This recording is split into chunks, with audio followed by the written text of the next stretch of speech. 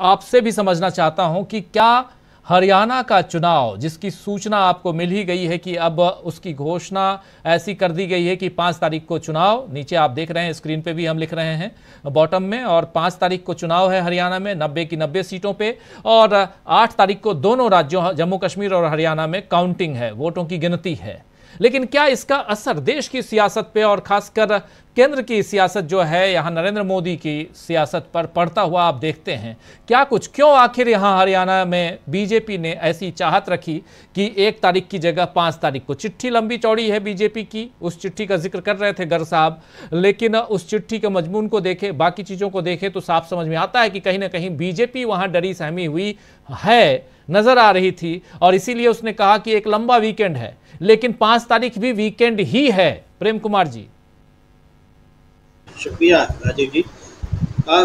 चुनाव आयोग ने जो पहला शेड्यूल जारी किया था, उस शेड्यूल से डरने का कोई कारण नहीं था, लेकिन फिर भी बीजेपी डरी, और चुनाव आयोग से जो संकेत मिल रहे थे उससे ऐसा नहीं लग रहा था कि वो तिथि बदलेगी, लेकिन फिर भी तिथि बदली है।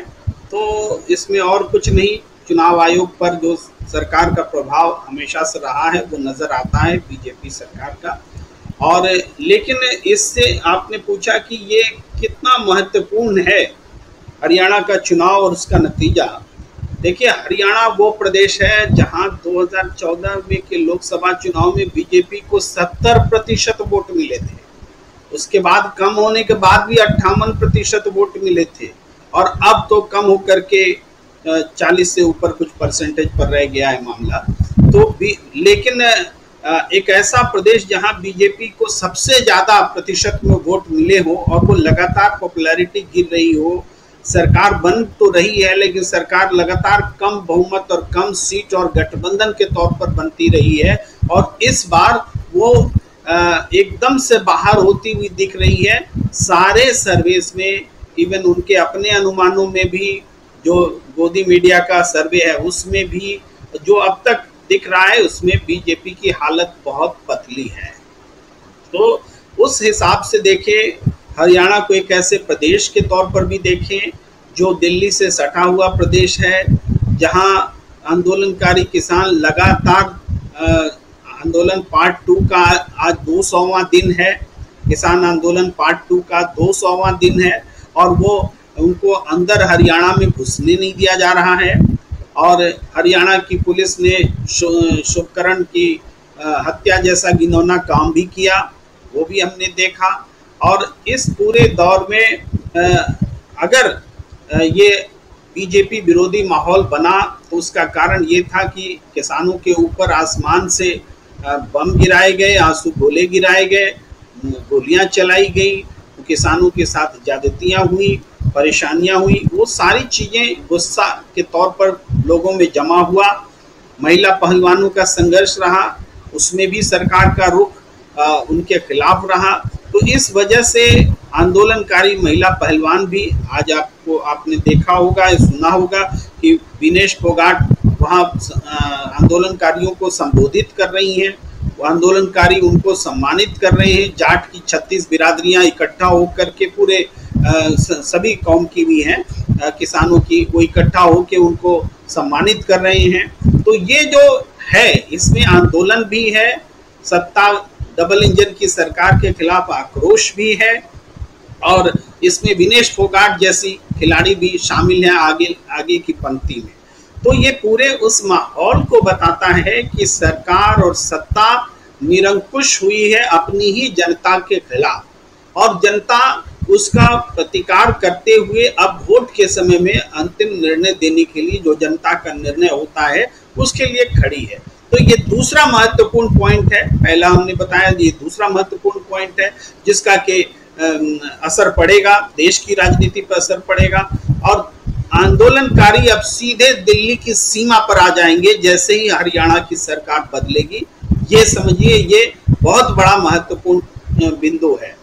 इसके अलावा जो हार का सिलसिला हम कहेंगे, लोकसभा चुनाव में भी अपने दम पर बीजेपी नहीं जीत पाई, और उसके बाद जो उपचुनाव हुए उसमें बीजेपी की दुर्गति हुई, और अब जो विधानसभा चुनाव होने जा रहे हैं उसमें भी अगर ये सिलसिला कंटिन्यू रहता है तो ये एक संदेश जाएगा कि ये बीजेपी की जो अलोकप्रिय सरकार है वो किसी तरह 2024 में बच गई थी, लेकिन अब प्रदेशों से खारिज की जा रही है। जनता ने प्रदेश स्तर से उनको खारिज करना शुरू कर दिया है। जो आके महाराष्ट्र में भी टेस्ट होगा, जो आके झारखंड और बिहार में भी टेस्ट होगा, और इन टेस्ट में आप समझ सकते हैं पहले 2 स्टेट का जो इलेक्शन है वो बीजेपी के लिए बहुत ही निर्णायक साबित होने वाला है। अगले 3 राज्यों में चुनाव के ख्याल से हम अगर देखें तो ये उसका एक और महत्व है। तीसरा महत्व है तो अपोजिशन के पॉइंट ऑफ व्यू से वो अपनी ताकत रीस्टोर करते हुए नजर आएंगे। ये अपोजिशन को एनर्जी देगा अगर वो चुनाव जीतते हैं। और उत्तर भारत का जो पूरा है, जम्मू कश्मीर, पंजाब, हरियाणा, हिमाचल, दिल्ली, ये सब एक तरह से सत्ताधारी दल के बीजेपी जो केंद्र में सत्ता में उसके हाथ से निकल चुका होगा। तो राजस्थान में आप देख रहे हैं सीटें कम हो गई बीजेपी की, उत्तर प्रदेश में देख रहे हैं बीजेपी की ताकत आधी हो गई। तो आप समझिए कि पूरा नॉर्थ इंडिया एक तरह से आप देख लीजिए कि भारतीय जनता पार्टी के लिए मॉरली जो है वो बहुत ही नीचे ले जाएगा, लो लेवल पर ले जाएगा। और जो आरएसएस की बैठक में चिंता हो रही है ना, आज से शुरू हुई है, उसमें भी इसी बात पर चिंता हो रही है कि कहां तक गिरेंगे। और हमारे समर्थन से, हमारे सहयोग से, हमारा जो पॉलिटिकल मोर्चा है वो कमजोर हो रहा है, वो छाती पीट रहे हैं, राहुल गांधी के नाम पर छाती पीट रहे हैं। और राहुल गांधी चूंकि इस पूरे एटमॉस्फेयर के हीरो के तौर पर उभरे हैं, ओपोजिशन के लीडर के तौर पर उभरे हैं, तो जो कुछ भी चुनाव नतीजे होंगे उसका श्रेय इंडिविजुअली राहुल गांधी को ही जाने वाला है। तो जो आप अभी थोड़ी देर पहले चर्चा कर रहे थे कि विदेश में उनकी मांग है, वहां वो 3 दिन के लिए जा रहे हैं, तो इसका भी वही संबंध है। ये अगर राहुल गांधी को देश में एक्सेप्टेबिलिटी नहीं मिलती तो विदेश में भी नहीं मिलती।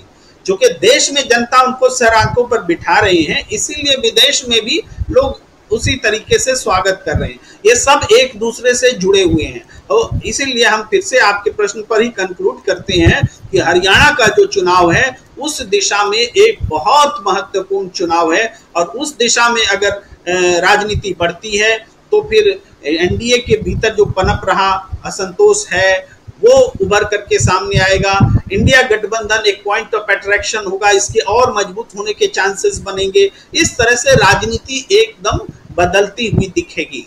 जी राजनीति कैसे बदलती हुई दिख रही है, कैसे आने वाले समय में बदलती हुई दिखेगी, इसकी हम चर्चा। अगर आपने हमारा YouTube चैनल अभी तक सब्सक्राइब नहीं किया तो इसको सब्सक्राइब कर लीजिए, वीडियो को लाइक और शेयर कीजिएगा और कमेंट करके बताइएगा भी कि इस परिचर्चा पर आपकी क्या राय है। धन्यवाद।